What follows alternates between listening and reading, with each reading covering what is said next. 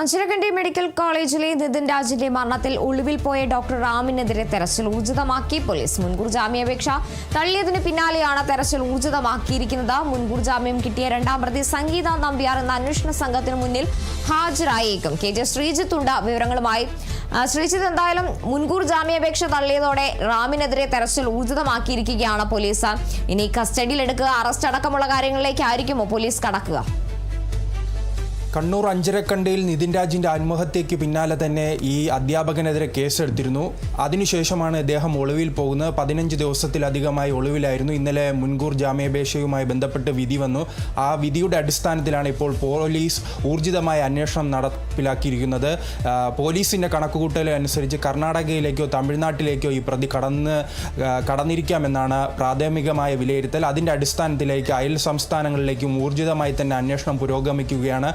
അതോടൊപ്പം തന്നെ ഈ പ്രതിക്ക് അയൽ സംസ്ഥാനങ്ങളിൽ നിന്നെല്ലാം വലിയ രീതിയിൽ സഹായങ്ങൾ ലഭിക്കുന്നുവെന്നും പോലീസിൻ്റെ പ്രാഥമികമായി വിവരം ലഭിച്ചിട്ടുണ്ട്. അതിൻ്റെ അടിസ്ഥാനത്തിലാണ് ഇപ്പോൾ ഊർജിതമായ അന്വേഷണം നടക്കുന്നത്. അതോടൊപ്പം തന്നെ കൂട്ടുപ്രതിയായ നമ്പ്യാർക്കെതിരെയും സംഗീത നമ്പ്യാർക്കെതിരെയും ഇപ്പോൾ അന്വേഷണം ഊർജിതമാക്കിയിട്ടുണ്ട്. പക്ഷേ അവർക്ക് ഇന്നലെ ജാമ്യം അനുവദിച്ചിരുന്നു. അതിൻ്റെ അടിസ്ഥാനത്തിൽ തന്നെ അന്വേഷണ സംഘത്തിന് മുൻപാകെ ഇന്ന് അവർ ഹാജരാകും.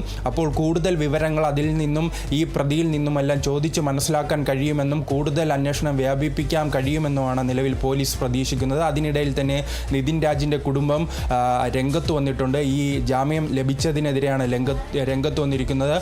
മുകളിലെ കോടതിയിൽ, ഹൈക്കോടതിയിൽ ഉൾപ്പെടെ എത്തി കൂടുതൽ അപ്പീൽ നൽകുവാനാണ് ഇപ്പോൾ അവരുടെ തീരുമാനം. കാരണം പ്രധാനപ്പെട്ടൊരു കാര്യം, ഈ കുടുംബം ആരോപിക്കുന്നത് രണ്ടുപേരും തുല്യ പ്രതികളാണ്. അതുകൊണ്ട് തന്നെ മേൽക്കോടതിയിലെത്തി ഈ ജാമ്യാപേക്ഷ, ഈ മുൻകൂർ ജാമ്യം റദ്ദാക്കാനുള്ള നടപടിയിലേക്കാണ് കുടുംബം നീങ്ങുന്നത്. കുടുംബം തുടക്കം മുതൽ തന്നെ ആരോപണം ഉന്നയിക്കുന്നത് ഒരു ജാതി അധിക്ഷേപം ഉണ്ടായിട്ടുണ്ട്. അതിൽ രണ്ടുപേർക്കും തുല്യ പങ്കാണ്. അങ്ങനെ തുല്യ പങ്കുണ്ടായിരിക്കുമ്പോൾ ഒരാൾ മുൻകൂർ ജാമ്യം ലഭിച്ച് പുറത്തിറങ്ങുന്നത് കുടുംബത്തെ സംബന്ധിച്ചിടത്തോളം അംഗീകരിക്കാൻ കഴിയുന്നതല്ല. അതുകൊണ്ട് തന്നെയാണ് ഇപ്പോൾ കുടുംബം ഈ സംഗീത നമ്പ്യാർക്കെതിരെ രംഗത്ത് വരികയും മേൽക്കോടതിയെ ഈ മുൻകൂർ ജാമ്യാപേക്ഷ തള്ളണമെന്നും മേൽക്കോടതിയിൽ അപേക്ഷ നൽകുമെന്നും വ്യക്തമാക്കിയിട്ടുണ്ട്. എന്തായാലും ഈ കേസുമായി ബന്ധപ്പെട്ട് തുടക്കം മുതൽ തന്നെ അന്വേഷണം ഇഴഞ്ഞു നീങ്ങുന്നതായാണ് കുടുംബത്തിൻ്റെ ആരോപണം. അതിന് ശരിവയ്ക്കുന്ന പല നിലപാടും ഉണ്ടായിട്ടുണ്ട്. കാരണം 15 ദിവസത്തിലധികമായി ഈ പ്രതി, ഒരു അധ്യാപകൻ, ഒളിവിലാണ്. പക്ഷേ അദ്ദേഹത്തെ പിടിക്കാൻ എന്തുകൊണ്ട് കഴിയുന്നില്ലെന്ന് കുടുംബവും അതോടൊപ്പം തന്നെ നാട്ടുകാരും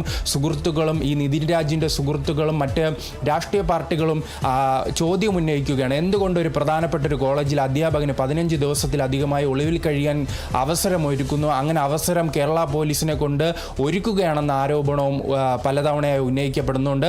എന്തായാലും ഊർജിതമായ അന്വേഷണം നടക്കുന്നുണ്ടെന്നാണ് പോലീസിന്റെ വാദം. ശരി, വ്യക്തമാണ്. KJ ശ്രീജിത്താണ് വിവരങ്ങൾ നൽകിയത്.